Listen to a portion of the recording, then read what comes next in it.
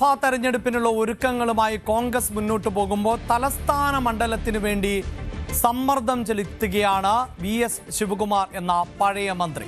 തിരുവനന്തപുരം നഷ്ടപ്പെട്ടത് അപ്പോഴത്തെ, അതായത് കഴിഞ്ഞ രാഷ്ട്രീയ സാഹചര്യങ്ങളുടെ പശ്ചാത്തലത്തിൽ ആയിരുന്നുവെന്നും ഇത്തവണ കോൺഗ്രസിന് അനുകൂലമായ സാഹചര്യം ആണ് ഉള്ളതെന്നും അതുകൊണ്ട് തന്നെ മണ്ഡലം തിരിച്ചു പിടിക്കാനുള്ള അവസരം തനിക്ക് നൽകണം എന്ന ആവശ്യവുമാണ് ശിവകുമാർ നേതൃത്വത്തിനോട് മുന്നിൽ വെക്കുന്നത്. അതേസമയം ഈ മണ്ഡലം കോൺഗ്രസ് നിലനിർത്തുമോ എന്നതിൽ ഉൾപ്പെടെ ഇപ്പോൾ സംശയമുണ്ട്. എന്തായാലും നമുക്ക് ആ ഡേറ്റയിലേക്ക് വരുമ്പോൾ VS ശിവകുമാർ എന്നത് കോൺഗ്രസിനെ സംബന്ധിച്ചിടത്തോളം തിരുവനന്തപുരം മണ്ഡലത്തിലെ മത്സരിപ്പിക്കാൻ പറ്റുന്ന ഏറ്റവും നല്ല മുഖങ്ങളിൽ ഒന്നാണ് എന്നതിൽ ഒരു തർക്കവുമില്ല. പ്രത്യേകിച്ച് അദ്ദേഹം മുൻ മന്ത്രി എന്ന നിലയിൽ പ്രവർത്തിച്ചിരുന്നു. ആരോഗ്യമന്ത്രിയുമായും എക്സൈസ് മന്ത്രി എന്നീ നിലകളിലൊക്കെ പ്രവർത്തിച്ച അനുഭവ സമ്പത്തുള്ള ആൾ ആണ്.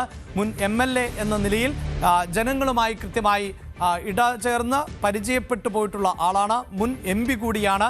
കോൺഗ്രസിന്റെ ഏറ്റവും മുതിർന്ന നേതാക്കളിൽ ഒരാളാണ് എന്നത് തന്നെയാണ് ശിവകുമാറിനെ സംബന്ധിച്ചിടത്തോളം വീണ്ടും ശിവകുമാറിനെ തിരുവനന്തപുരത്ത് പരീക്ഷിക്കുമോ എന്നതിൽ സംശയമുണ്ടാകുന്നത്.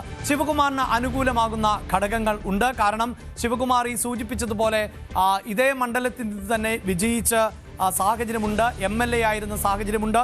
തിരുവനന്തപുരം ലോക്സഭാ മണ്ഡലത്തിലേക്ക് മത്സരിക്കുകയും വിജയിക്കുകയും പരാജയപ്പെടുകയും ഒക്കെ ചെയ്ത പശ്ചാത്തലമുണ്ട്. അങ്ങനെ കാലങ്ങളായി തിരുവനന്തപുരം കേന്ദ്രീകരിച്ച് പ്രവർത്തിക്കുന്നു എന്നതുകൊണ്ട് തന്നെ അനുകൂലമാകുന്ന സാഹചര്യം എന്നത് സുപരിചിതൻ എന്നതാണ്. ഒപ്പം അനുഭവ സമ്പത്ത് ഏറ്റവും നിർണായകമാണ്. പ്രത്യേകിച്ച് വരാൻ പോകുന്ന നിയമസഭാ തെരഞ്ഞെടുപ്പിൽ എല്ലാ രാഷ്ട്രീയ തന്ത്രങ്ങളും പയറ്റി ആ മണ്ഡലത്തെ തിരികെ പിടിക്കുക എന്നതാണ് ഏറ്റവും പ്രധാനപ്പെട്ട സാഹചര്യം. മാത്രവുമല്ല, നേരത്തെ കഴിഞ്ഞ തെരഞ്ഞെടുപ്പിൽ ഒരു ഇടത് തരംഗം ഉണ്ടായിരുന്നു എന്നത് എടുത്തു പറയേണ്ടതാണ്. ഇപ്പോഴാകട്ടെ രാഷ്ട്രീയ എതിരാളി വലിയ വിവാദം നേരിടുന്ന ഒരു പശ്ചാത്തലം കൂടിയാണുള്ളത്. ആന്റണി രാജു ഇപ്പോൾ കേസിൽപ്പെട്ട് അല്ലെങ്കിൽ ശിക്ഷിക്കപ്പെടുന്ന, ഒരുപക്ഷെ കേരളത്തിൻ്റെ നിയമസഭാ ചരിത്രത്തിൽ തന്നെ അങ്ങനെ ശിക്ഷിക്കപ്പെട്ട് നിയമസഭാ അംഗത്വം റദ്ദാക്കപ്പെടുന്ന ഒരു സാഹചര്യത്തിലൂടെ മുന്നോട്ട് പോകുന്നു എന്നത് ഏറ്റവും രാഷ്ട്രീയമായി അനുകൂലമാകുന്ന സാഹചര്യം സൃഷ്ടിക്കുന്നു എന്നുള്ളതാണ് പൊതുവിലയിരുത്തൽ. അതേസമയം ശിവകുമാറിന് തിരിച്ചടിയാകുന്ന ചില പശ്ചാത്തലം കൂടിയുണ്ട്. അതിലേറ്റവും എടുത്തു പറയേണ്ടത് കോൺഗ്രസ് ഈ തെരഞ്ഞെടുപ്പുമായി ബന്ധപ്പെട്ട് വിജയ സാധ്യതയുള്ളവരുടെ പട്ടിക തയ്യാറാക്കുന്നതിന് വേണ്ടി ഒരു സർവേ നടത്തിയിരുന്നു. ആ സർവേയിൽ പക്ഷേ വിജയകുമാറിന്റെ പേര് ആദ്യഘട്ടത്തിൽ ഇടം പിടിച്ചിരുന്നില്ല. സർവേകൾ പല ഘട്ടത്തിലായാണ് നടക്കുന്നത്. ഏറ്റവും ഒടുവിലത്തെ ട്രെൻഡ് അടക്കം ഈ സർവേയിൽ നോക്കുകയും ചെയ്യും. അതോടൊപ്പം തന്നെ ഒരു കോൺഗ്രസിന്റെ മുതിർന്ന നേതാവ് എന്ന നിലയിൽ ഇതിനോടകം നിരവധിയായ അവസരങ്ങൾ ലഭിച്ചു കഴിഞ്ഞിട്ടുണ്ട്. ശിവകുമാറിന് MLA ആയി മത്സരിക്കാൻ സാധിച്ചിട്ടുണ്ട്, വിജയിച്ചിട്ടുണ്ട്. MP ആയി മത്സരിക്കുകയും വിജയിക്കുകയും ചെയ്തിട്ടുണ്ട്. മന്ത്രി പദവി നൽകിയിട്ടുണ്ട്. അപ്പോൾ ഒരു മുതിർന്ന നേതാവിന് ലഭിക്കേണ്ട എല്ലാ ആനുകൂല്യങ്ങളും ഇതിനോടകം തന്നെ പാർട്ടി നൽകിക്കഴിഞ്ഞു, അവസരങ്ങൾ നൽകിക്കഴിഞ്ഞു. ഇനി തീർച്ചയായും പുതുതലമുറയിൽപ്പെട്ടവരെ അടക്കം വിവിധ മണ്ഡലങ്ങളിലൊക്കെ പരീക്ഷിക്കേണ്ട സാഹചര്യം കൂടിയാണുള്ളത്. അടുത്ത ഒരു ടീമിനെ വാർത്തെടുക്കേണ്ട പശ്ചാത്തലമുണ്ട്. അപ്പോൾ ചിലരെയെങ്കിലും മാറ്റി നിർത്തി മറ്റുള്ളവർക്ക് അവസരം നൽകുക എന്നുള്ളതാണ് UDF-നെ സംബന്ധിച്ചിടത്തോളം പുതിയ തന്ത്രം. അതോടൊപ്പം നമുക്ക് ഡാൻ കുര്യനിലേക്ക് പോകുന്നതിന് മുമ്പ് മറ്റ് ചില ഡേറ്റകൾ കൂടി ഒന്ന് പരിശോധിക്കാം. അതായത് 2021 തെരഞ്ഞെടുപ്പ് പരിശോധിക്കുമ്പോൾ അവിടെ VS ശിവകുമാറിന് നേടാൻ സാധിച്ചത് 41,000-ൽ ശിഷ്ടം വോട്ടുകളായിരുന്നു എന്നതാണ് എടുത്തു പറയേണ്ടത്. ആന്റണി രാജു 48,000 വോട്ടുകൾ, ഏതാണ്ട് 8,000-ഓളം വോട്ടിന്റെ ഭൂരിപക്ഷത്തിൽ തിരുവനന്തപുരത്ത് കഴിഞ്ഞ തെരഞ്ഞെടുപ്പിൽ വിജയിച്ചു. ഒപ്പം G കൃഷ്ണകുമാർ NDAയുടെ സ്ഥാനാർത്ഥിക്കും അവിടെ വോട്ട് നേടാൻ സാധിച്ചിരുന്നു. അത് 34,996 വോട്ടുകൾ എന്നതാണ്. BJPയെ സംബന്ധിച്ചിടത്തോളം വേരോട്ടം ഉള്ള പ്രദേശമാണ്. കഴിഞ്ഞ തദ്ദേശ തെരഞ്ഞെടുപ്പിൽ തിരുവനന്തപുരത്ത് വലിയ വോട്ട് സ്വാധീനം വർദ്ധിപ്പിക്കാൻ പറ്റിയ സാഹചര്യം കൂടി ഉണ്ടായിരുന്നു. അപ്പോൾ 2021 കണക്കുകൾ ഇതാണ് എങ്കിൽ 2016 എത്തുമ്പോൾ സാഹചര്യത്തിൽ മാറ്റമുണ്ടായിരുന്നു എന്നതുകൂടിയാണ് എടുത്തു പറയേണ്ടത്. അന്ന് ശിവകുമാർ ആണ് വിജയിച്ചിരുന്നത്. 46,474 വോട്ടുകൾ ആണ് അന്ന് തിരുവനന്തപുരത്ത് ശിവകുമാർ നേടിയത്. രാഷ്ട്രീയ എതിരാളിയായി അന്നും മത്സര രംഗത്തുണ്ടായിരുന്നത് ആന്റണി രാജു തന്നെയാണ് എന്നതാണ് എടുത്തു പറയേണ്ടത്. പക്ഷേ കേവലം 35,000-ൽ അധികം വോട്ടുകൾ മാത്രമാണ് അന്ന് ആന്റണി രാജുവിന് നേടാൻ സാധിച്ചുള്ളൂ എന്നതാണ് എടുത്തു പറയേണ്ടത്. ഇതേ ആന്റണി രാജു തന്നെ പിന്നീട് വിജയിക്കുകയും പിണറായി വിജയൻ മന്ത്രിസഭയിൽ മന്ത്രിയാവുകയും ഒക്കെ ചെയ്ത പശ്ചാത്തലമുണ്ട്. അതുമാത്രവുമല്ല, ഒരേ ഒരു അംഗം മാത്രമായിരുന്നു ഉണ്ടായിരുന്നത്. പക്ഷേ 2016 BJPക്ക് വേണ്ടി മത്സരിച്ചത് ക്രിക്കറ്റ് താരം കൂടിയായിരുന്ന ശ്രീശാന്ത് ആയിരുന്നു. അപ്പോഴും NDA 34,000-ഓളം വോട്ടുകൾ അവിടെ നിലനിർത്തിയ പശ്ചാത്തലമുണ്ട്. ഇതിൽ നിന്ന് നമുക്ക് ഒരു കാര്യം വ്യക്തമാണ്, BJP വലിയ സ്വാധീനം ചെലുത്തുന്നു എന്ന് പറയുമ്പോൾ പോലും ഈ നിയമസഭാ തെരഞ്ഞെടുപ്പുകളിൽ ആ വോട്ട് വിഹിതം കൂടുന്നില്ല. നമുക്ക് ഡാനിലേക്ക് തന്നെയാണ് പോകേണ്ടത്. ഡാൻ, ഈ ചരിത്രം പരിശോധിക്കുമ്പോൾ പ്രത്യേകിച്ച് 2016 ശിവകുമാർ വിജയിച്ചു വന്നതാണ്.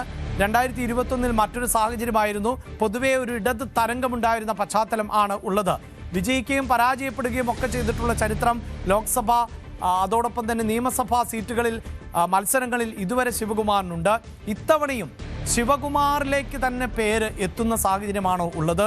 മണ്ഡലം കോൺഗ്രസ് തന്നെ നിലനിർത്തുകയാണോ, അല്ലെങ്കിൽ ശിവകുമാറിനപ്പുറത്ത് ഏത് പേരുകളൊക്കെയാണ് സജീവമായിട്ടുള്ളത്? എന്താണ് ഇപ്പോൾ ശിവകുമാറിന് ഒരു സമ്മർദ്ദം ചെലുത്തേണ്ട സാഹചര്യം ഉണ്ടാകുന്നത്?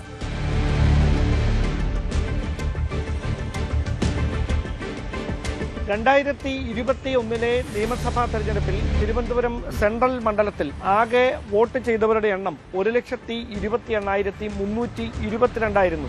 അതിൽ തന്നെ അന്ന് വലിയ തരത്തിലുള്ള ഇടത് തരംഗം നിലനിന്നിരുന്നു. അങ്ങനെയാണ് ആന്റണി രാജുവിന് ഏതാണ്ട് 40,748 വോട്ടുകൾ ലഭിക്കുകയും VS ശിവകുമാർ 41,659 വോട്ടുകൾക്ക് പിന്നിലാകുകയും ചെയ്യുന്ന സാഹചര്യം ഉണ്ടാകുന്നത്. അന്ന് BJPക്കായിട്ട് 34,996 വോട്ടുകൾ ലഭിച്ചുവെന്നാണ് കണക്കുകൾ. അതായത് BJP കൃത്യമായി അവരുടെ വോട്ട് ഷെയർ വർദ്ധിപ്പിച്ചപ്പോൾ അത് തിരിച്ചടിയായി മാറിയത് UDF-നാണ് എന്നാണ് ഈ കണക്കുകൾ വ്യക്തമാക്കുന്നത്. എന്തായാലും അന്നത്തെ രാഷ്ട്രീയ സാഹചര്യമല്ല 2026 നിയമസഭാ തെരഞ്ഞെടുപ്പിന് ഒരുങ്ങുമ്പോൾ ഇപ്പോൾ നിലനിൽക്കുന്നത്. അതുകൊണ്ട് തന്നെയാണ് ആ മണ്ഡലത്തിൽ മത്സരിക്കാൻ തന്നെ വീണ്ടും അനുവദിക്കണമെന്ന ആവശ്യം ഉന്നയിച്ചുകൊണ്ട് VS ശിവകുമാർ നേതൃത്വത്തെ ബന്ധപ്പെടുന്നത് എന്നാണ് നമുക്ക് ലഭിക്കുന്ന സൂചനകൾ. അതായത് കോൺഗ്രസ് ഇത്തവണ തെരഞ്ഞെടുപ്പ് തന്ത്രങ്ങൾ ഒരുക്കുന്നതിന്റെ ഭാഗമായി വിവിധ സർവേകൾ നടത്തുന്നുണ്ട്. സംസ്ഥാന വ്യാപകമായി ചില സർവേകൾ പൂർത്തിയായി കഴിഞ്ഞു. അന്തിമമായ ഒരു സർവേ ഇപ്പോൾ പുരോഗമിച്ചുകൊണ്ടിരിക്കുന്നു. അതിൽ ഈ ആരെ മത്സരിപ്പിക്കണം, ജയസാധ്യത കൂടിയ മണ്ഡലങ്ങളുടെ പട്ടികയിലായിരുന്നില്ല തിരുവനന്തപുരം സെൻട്രൽ ഉണ്ടായിരുന്നത്. പക്ഷെ നിലവിലെ രാഷ്ട്രീയ സാഹചര്യം ആന്റണി രാജുവിന് ഈ തൊണ്ടിമുതലിൽ കൃത്രിമം കാണിച്ച കേസിൽ MLA സ്ഥാനം നഷ്ടമാകുന്ന ഒരു സാഹചര്യം, അവിടെ അത് കൃത്യമായി രാഷ്ട്രീയമായി പ്രയോജനപ്പെടുത്താനാകുമെന്ന വലിയൊരു പ്രതീക്ഷ UDF ക്യാമ്പിനുണ്ട്. അതുകൊണ്ട് തന്നെയാണ് ഏതുവിധേനയും കോൺഗ്രസ് അവിടെ മത്സരിക്കണമെന്ന ആഗ്രഹം ഒരു വിഭാഗം നേതാക്കൾ മുമ്പോട്ട് വെക്കുന്നത്. അതായത് ആ സീറ്റ് CMPക്ക് വിട്ടു നൽകിയേക്കും, CP ജോൺ സ്ഥാനാർത്ഥിയായേക്കുമെന്നൊക്കെയുള്ള ചർച്ചകൾ ഒരു വശത്ത് നടക്കുന്നതിനിടയിലാണ് അത് കോൺഗ്രസ് തന്നെ ആ സീറ്റ് നിലനിർത്തണമെന്ന ആവശ്യവുമായി ഒരു വിഭാഗം നേതാക്കൾ രംഗത്തെത്തുന്നത്. അവിടെ NSS ഉൾപ്പെടെയുള്ള സംഘടനകളുടെ പിന്തുണ ഉറപ്പാക്കിക്കൊണ്ടാണ് മുൻ ആരോഗ്യമന്ത്രി കൂടിയായ മുൻ MPയും തിരുവനന്തപുരം DCC അധ്യക്ഷനുമൊക്കെ ആയിരുന്ന VS ശിവകുമാറിന്റെ ഇടപെടൽ. അദ്ദേഹം കൃത്യമായി പറഞ്ഞു വെക്കുന്നത് കൊല്ലത്ത് കഴിഞ്ഞ തദ്ദേശ തെരഞ്ഞെടുപ്പിൽ കൊല്ലം കേരളത്തിൽ എപ്പോഴും ഇടത് കോട്ടയായി നിന്നിരുന്ന ഒരു സ്ഥലമാണ്, ഇടതുപക്ഷത്തെ ഒപ്പം ചേർത്ത് വെച്ചിരുന്ന സ്ഥലമാണ്. അവിടെ ചരിത്രത്തിൽ ആദ്യമായി ഇങ്ങനെ വലിയൊരു നേട്ടമുണ്ടാക്കിയതിന് പിന്നിൽ താൻ പ്രവർത്തിച്ചിട്ടുണ്ട്. താൻ കൃത്യമായി തന്റെ കൃത്യമായ ഇടപെടലുകൾ കൊല്ലം കോർപ്പറേഷനിലടക്കം ഉണ്ടായിട്ടുണ്ട്. അതിന്റെ ഫലമാണ് അവിടെ ഉണ്ടായത്. അതുപോലൊരു സാഹചര്യം തിരുവനന്തപുരം സെൻട്രൽ മണ്ഡലത്തിലും ആവർത്തിക്കപ്പെടും. അതുകൊണ്ട് തനിക്ക് മത്സരിക്കാൻ സെൻട്രൽ മണ്ഡലത്തിൽ വീണ്ടും അവസരം നൽകണമെന്ന ആവശ്യമാണ് VS ശിവകുമാർ മുമ്പോട്ട് വെക്കുന്നത്. നമുക്ക് ലഭിക്കുന്ന സൂചനകൾ അനുസരിച്ച് അതിനപ്പുറത്തേക്ക് മറ്റൊരു സ്ഥലത്തും VS ശിവകുമാർ മത്സരിക്കാൻ സന്നദ്ധനാകില്ല.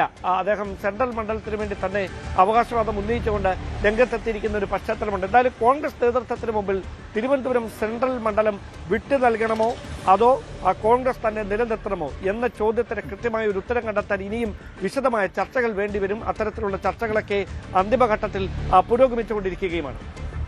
യെസ്, തീർച്ചയായും അവിടെ ഡാൻ ഉണ്ടാകുന്നൊരു സംശയം എന്നത് ഇപ്പോൾ ശിവകുമാർ എന്നത് ഈ സൂചിപ്പിക്കുന്ന പോലെ ഒരു പക്ഷേ മത്സരിക്കുന്നുവെങ്കിൽ തിരുവനന്തപുരത്ത് അപ്പുറത്തേക്കില്ല എന്ന് പറയുമ്പോൾ തന്നെ കോൺഗ്രസ് ഇപ്പോൾ ഏറ്റവും നിർണായകമായ യോഗങ്ങൾ പുരോഗമിച്ചുകൊണ്ടിരിക്കുകയാണ്. അവിടെ ഒരു ബാലൻസിംഗ് ഉണ്ടാക്കുക, പ്രത്യേകിച്ച് യുവാക്കൾക്ക്, വനിതകൾക്ക് ഇടം നൽകുക, എന്നാൽ രാഷ്ട്രീയ അനുഭവ സമ്പത്തുള്ളവരെ പൂർണ്ണമായും മാറ്റി നിർത്താതിരിക്കുക, ഇതാണ് കോൺഗ്രസിനെ സംബന്ധിച്ചിടത്തോളം പ്രധാനപ്പെട്ടതായി മാറുന്നത്.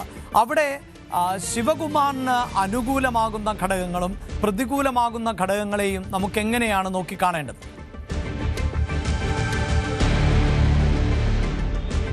അതായത് ഈ സാമുദായിക പരിഗണനയുടെ പശ്ചാത്തലമാണ്. അതായത് ഞാൻ നേരത്തെ സൂചിപ്പിച്ച പോലെ NSS അടക്കമുള്ള സാമുദായിക സംഘടനകളുടെ കൃത്യമായ പിന്തുണ VS ശിവകുമാറിനുണ്ട്. മാത്രമല്ല ഇത്രയധികം നാൾ ഈ മണ്ഡലത്തിൽ പ്രവർത്തിച്ചിരുന്ന ആൾ, നേരത്തെ ആ മണ്ഡലത്തെ പ്രതിനിധാനം ചെയ്തയാൾ, അവിടെ നിന്ന് ആരോഗ്യമന്ത്രിയായ ആൾ, അങ്ങനെയൊക്കെയുള്ള ഘടകങ്ങൾ VS ശിവകുമാറിന് അനുകൂലമായി മാറുമെന്നാണ് അദ്ദേഹത്തിന്റെ അനുകൂലികൾ വ്യക്തമാക്കുന്നത്.